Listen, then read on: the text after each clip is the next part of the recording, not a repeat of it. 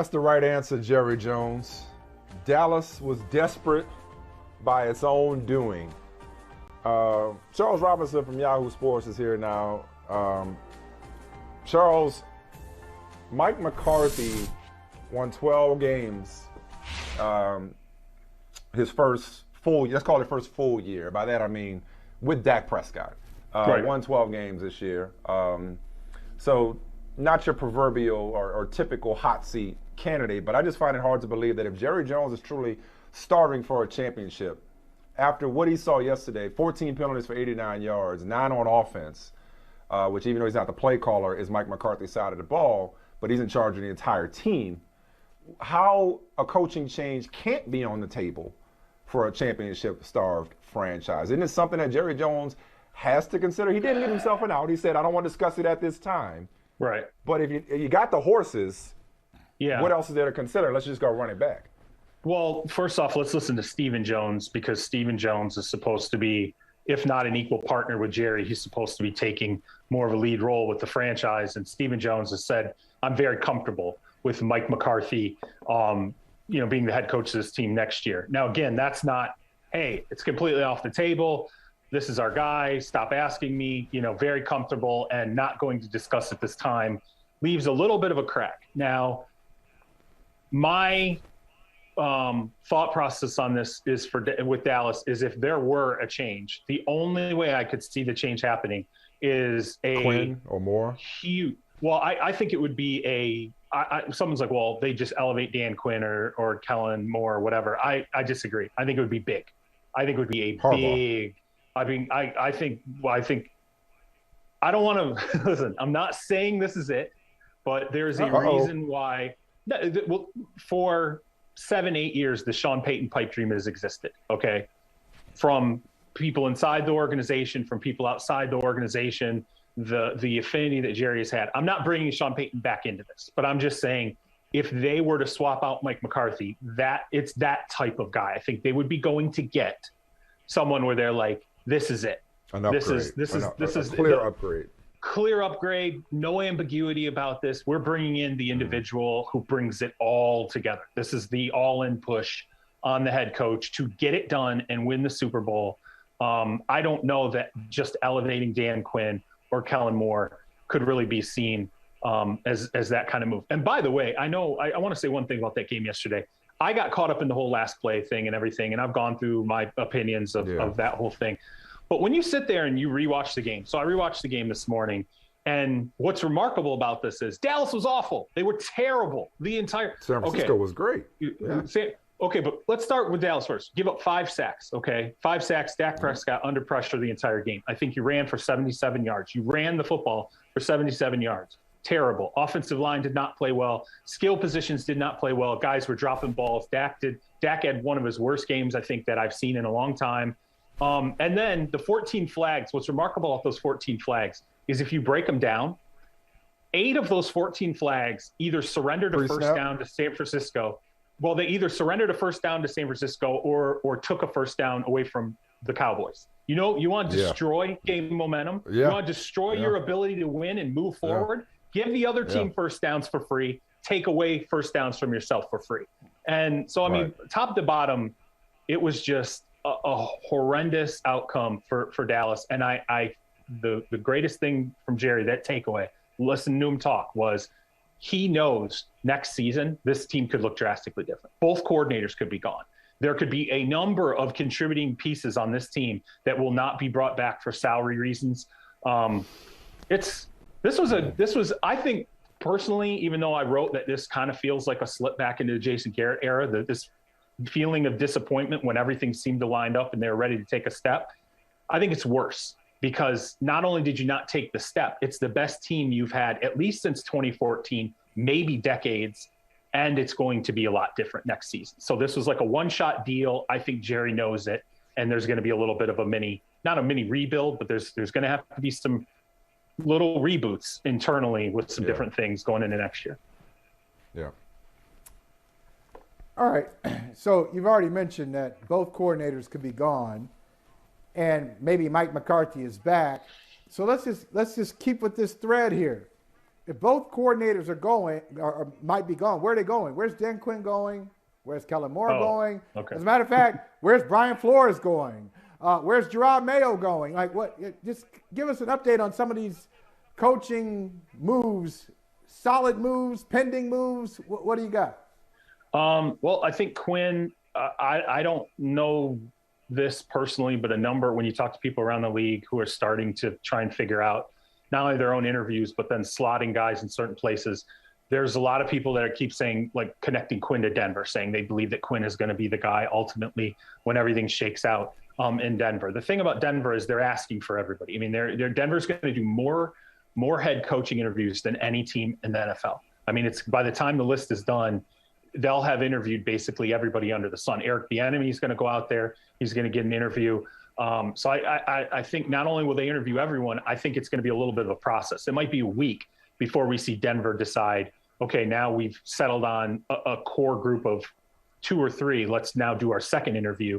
But a lot of people are connecting Dan Quinn to Denver. Kellen Moore, I don't know. I'm not sure yet. I don't know what I think if there is a coach who a lot of people would suspect will move but will end up staying, I think it actually might be Kellen Moore, who ends up remaining in that OC position for another season.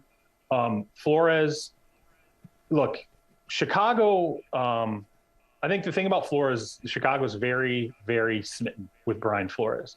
The key, though, with Brian Flores, there's 2 keys here. Number one, for Chicago to reel him in, they have to talk to Flores and go, okay, the general manager hire is going to be someone you're comfortable with and you want to be connected with.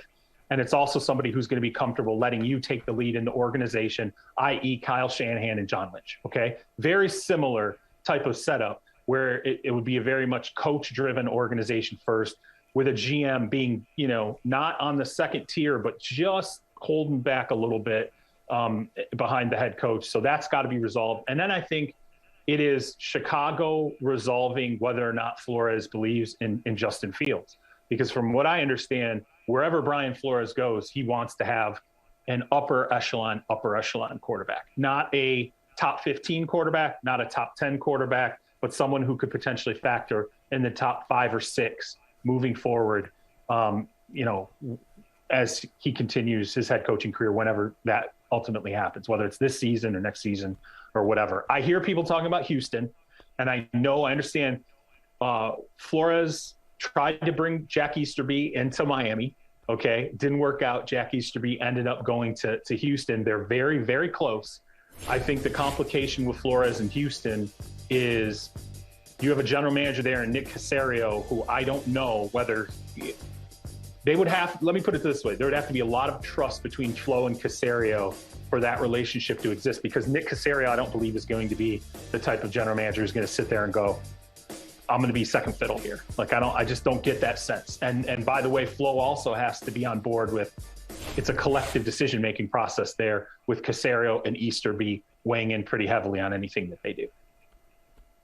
The Raiders players went pretty hard, understandably so, for Rich Bisaccia. I'm going to get a 2-for-1 in here. I threw out Harbaugh when you talked about the clear upgrade that the Cowboys would need at head coach in order for there to be a move. Harbaugh's name has just been kind of percolating, but then maybe it's just not that he should need it, but maybe it's just leverage for a new contract at Michigan. Who knows? Like, what's the deal there? Is Oakland a real possibility?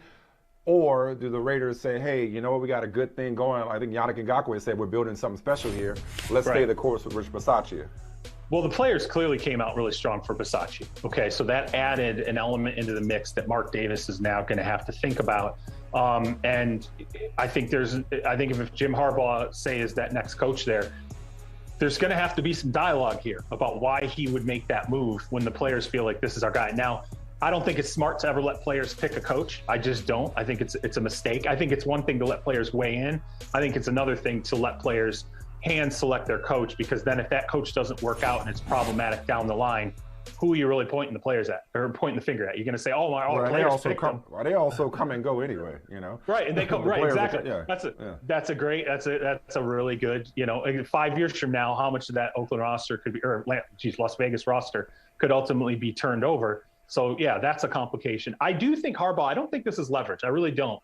And I don't know if I brought this up with you guys before, but a few months back when I was talking to somebody about Trent Baalke, was really close to Harbaugh. He just said, look, he's going to end his career in the NFL. It's going to happen. Like, just prepare for it. Eventually he's going to transition back.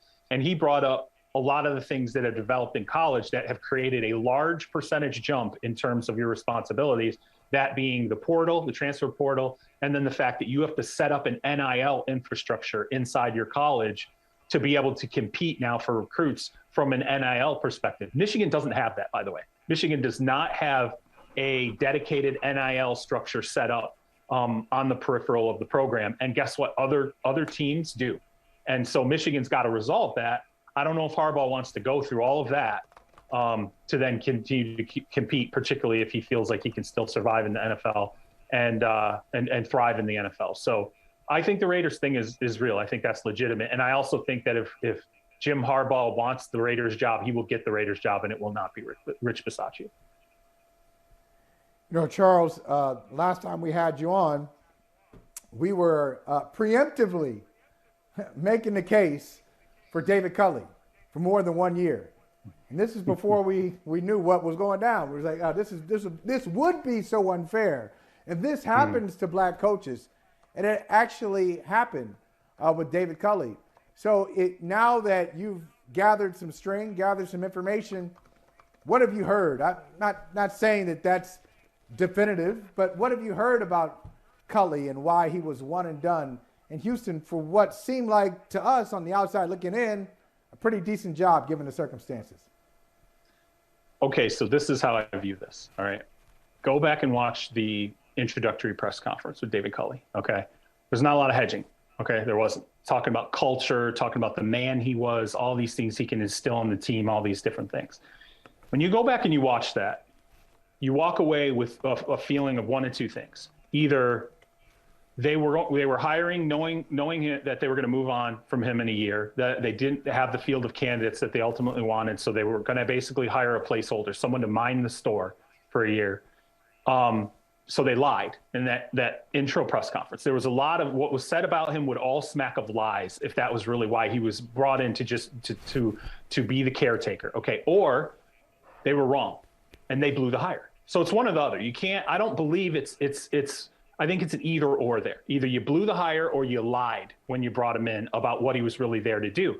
Now, the funny thing is the Texans behind the scenes have tried to thread the needle on it. Okay, so that it's neither of those things. And that's the funny thing. You cover the league long enough, when you listen to people explain to you why something didn't work out, you figure out how they're trying to thread the needle. Here's how the Texans are trying to thread that needle. The forward vision changed, okay? We weren't on the same page as far as the vision of where the team was going, or, oh, geez, the coaching staff changes needed to be made, and we didn't agree on that. So if it's about the vision or it's about the coaching staff, guess what it's not about? We didn't blow the hire. He was the right hire. We didn't lie. We really we believed all those things we said. Instead, as the facts changed, so did our opinion type thing. Instead, it changed in the middle when all of a sudden this head coach, who, by the way, had the general manager on the headset talking about plays live during the game, figuring out how play calling was going to go live, all of a sudden that coach says, yeah, no way.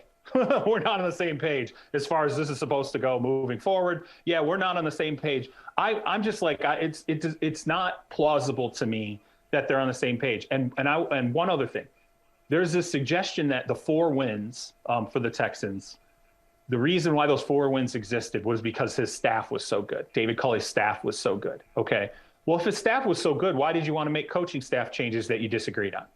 Okay, like what if the staff was so good? What, I don't get it. Like what? So what? He didn't want to keep the good coaches who helped to earn the 4 wins, or I think it is what it is. I think it is what we see, and I think if the Texans came out and just said the truth, and guess what? We gave David Culley the bag. He got $22 million. I know it's a tough business. The NFL. It's the no friends league. It's how it goes. We paid David $22 million. The reason we're making this change is we look out and we now see 2 or 3 candidates who we believe are better head coaches for us, make our organization better moving forward, and that's who we want to hitch our wagon to. It's not a popular thing to say, but I think if they said that, I would look at them and go, I believe that. I believe you see better coaches. You feel there are better coaches and fits for your organization now that weren't available to you a year ago. If you say that, at least I think you're telling the truth. And you're saying it's a tough league, but we paid him $22 million. It's the best parting gift we can think of for screwing him over.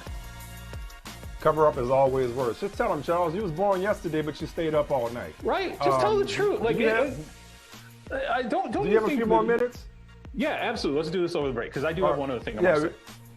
Well, go ahead and say it as we go to break. I think all three of us would agree that sometimes in the sports world, people decide to say the unpopular thing, but they go, but it's the truth. And we'll suffer what you think about it, but at least you know we're not lying to you. We're telling you how it really is. Sometimes I'm like, all right, at least you told me the truth. Like, I still have a negative opinion of it, but at least you told me what the real is. Yeah, no doubt. We're going to get some more of that real from you in a second. We talked about coaches. Let's pivot to quarterbacks after this.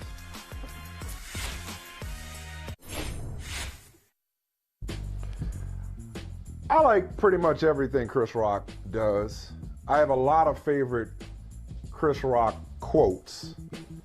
Probably my number one all-time Chris Rock quote is, "A man is only as faithful as his options." That's probably my all-time favorite Chris Rock quote. Yeah.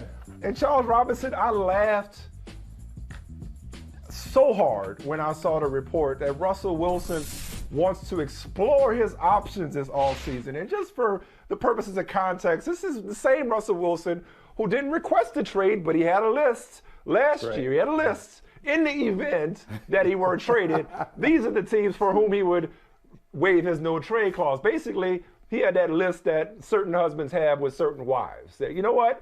If I could cheat, this is who I would cheat with. Fast forward to now, Russell wants to explore his options. Okay, he wants to explore his options, which sounds an awful lot like requesting a trade or seeking a trade. I mean, I'm old, Charles. That's how they used to do it. The team would give the player permission to seek a trade, and then you'd explore the trade market, bring us a trade back that you like. So, like, which one is it? Does he want out or not? Or is this Russell being Russell, really want out, but not wanting to be the bad guy? Not want to just come out and say, get me up out of here. He wants to kind of have it both ways. What's going on here, Chuck? It's the latter. I mean, you just hit it right there. You answered your own question. It's the same reason why down the stretch, Russell Wilson made sure to say in front of the cameras, well, you know, whatever, paraphrasing here, talking about his future going forward, and he would like it to be in Seattle, but he knows his future's going forward. It's him sending the indication that, hey, I want to be here, but also maybe I kind of want to see what else is out there just in case I don't want to be here. And he wants a hall pass. That's it. That's exactly it. He wants a little bit of a hall pass that maybe he turns into a permanent residency change.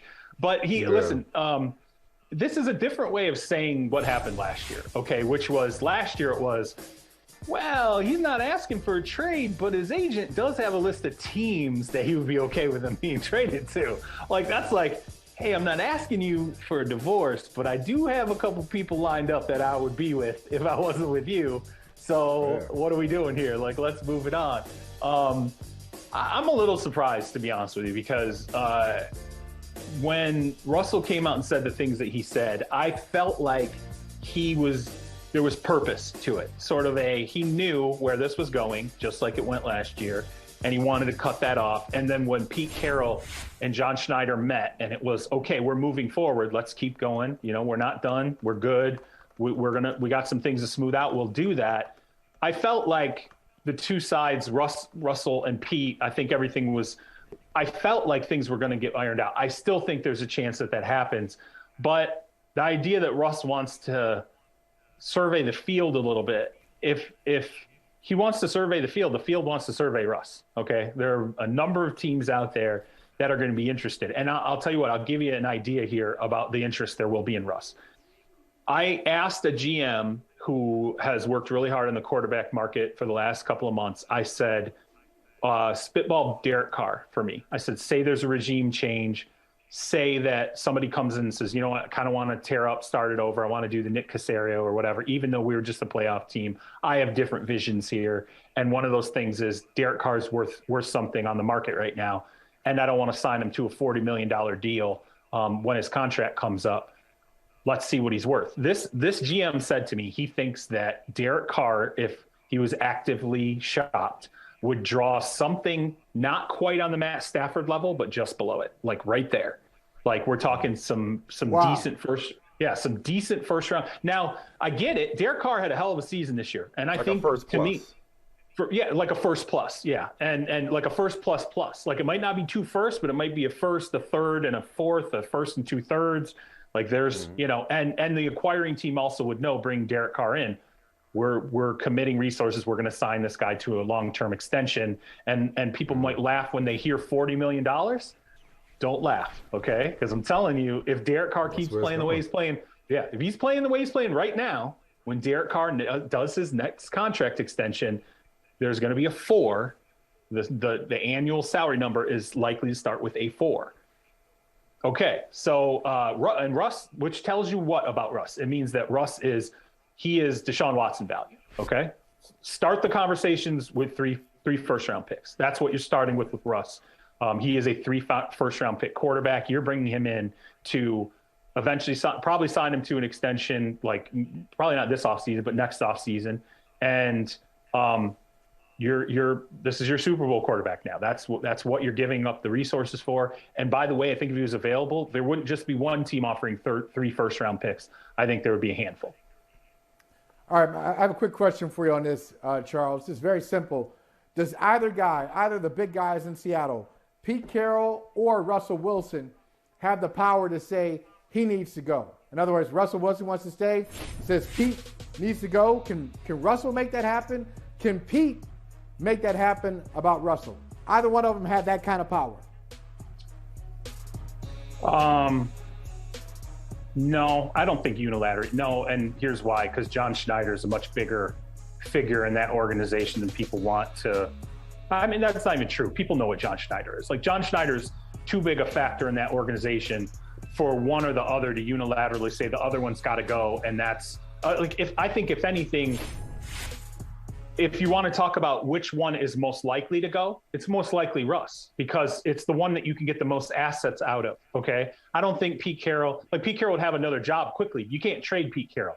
I don't think and even if you could, you're not going to get the assets out of Pete that you could out of Russ. And by the way, Pete Carroll's not going to cost you, when an extension is done, $40+ million a season, which again, it's hard to build teams cohesively from scratch anyway, when you're starting with a $40 million quarterback. So I don't think unilaterally either really has that power, but I think that if Russ was to say Pete has got to go, what Russ would probably be doing is pushing himself out the door rather than really forcing any kind of change with Pete. Steelers are going to draft a QB. No shock there. That's what they do. Eagles seem content with the quarterback they have, despite his performance yesterday. The only other quarterback I really want to spend time with you on, Charles, so there's not going to be a coaching change, we don't think, in Seattle. There has been a coaching change, of course, in Miami. And that's another headline I got a kick out of this weekend.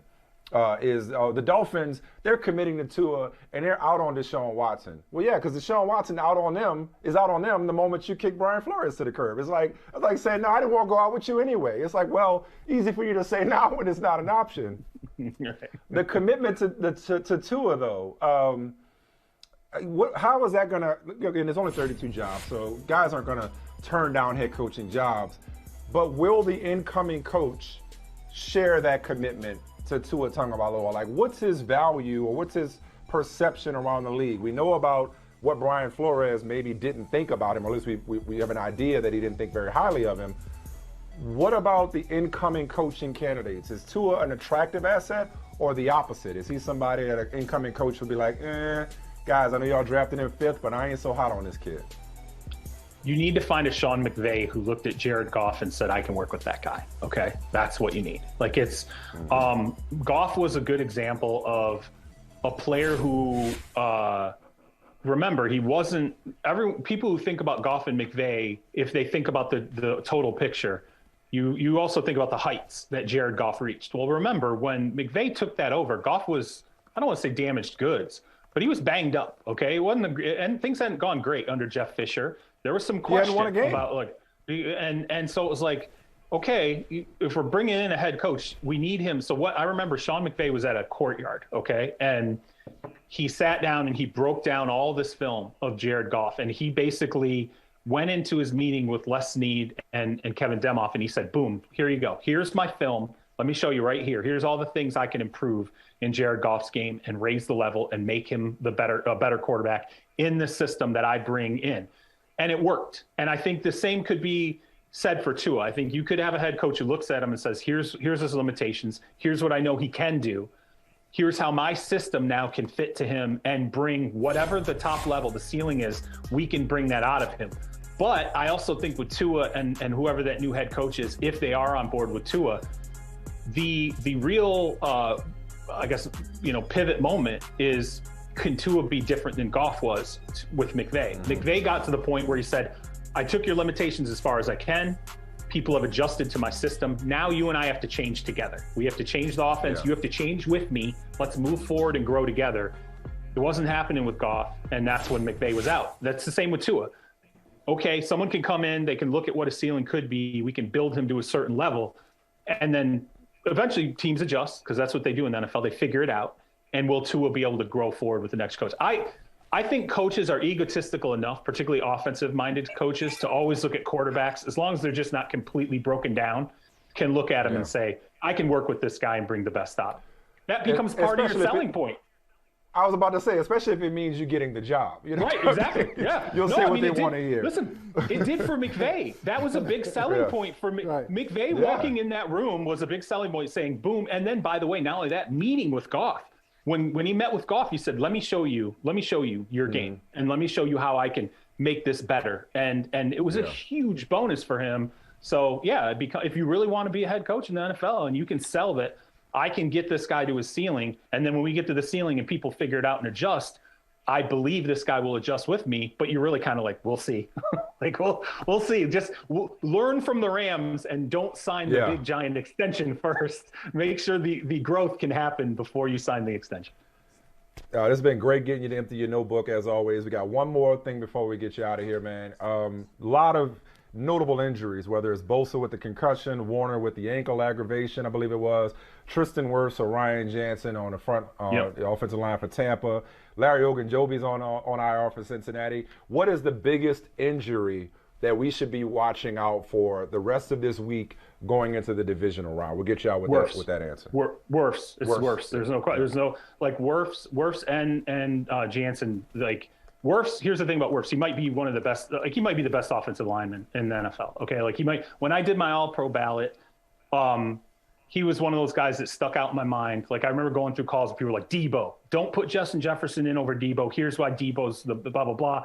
Wirfs was the one when I did the offensive line breakdown. I don't think there was a single person who didn't say Wirfs is the best, at his position in the game. And so that's huge. And I think also, obviously, having your center, Tom Brady's center, who he trusts, who's pretty nasty. He's a nasty guy, not dirty, but he gets close. Like he's a tone setter. And so for those two injuries for Tom Brady, I think are a really, really big deal. Wirfs hadn't missed a snap in 2 years. So crazy time for him to have an injury at the beginning of a wild-card game. The pick that made the most sense for Dave Gettleman that he didn't make, by the way, I want to put that out there. That was like, everybody in the league was like, Tristan Wirfs, a Dave Gettleman guy, like it makes the most sense in the world. Didn't pick him. Totally could have changed some of the Dave Gettleman story in New York. Wow. Yeah. Charles Robinson, we appreciate you, man. Thank you so much. Right. That's how you empty your notebook right there. That's a Monday news and notes segment. And he still got some stuff in there though. He still got a lot of stuff. Oh yeah. Like all you gotta do with Charles is just like, you just gotta throw the pass in the right place. Be like, oh, you know what? Just now that you mention it, absolutely. Charles just need to tee up. Hey, thanks for watching Brother from Another on YouTube. Make sure you hit subscribe before you leave, and be sure to watch us 3 to 5 p.m. Eastern Time on Peacock. Appreciate you.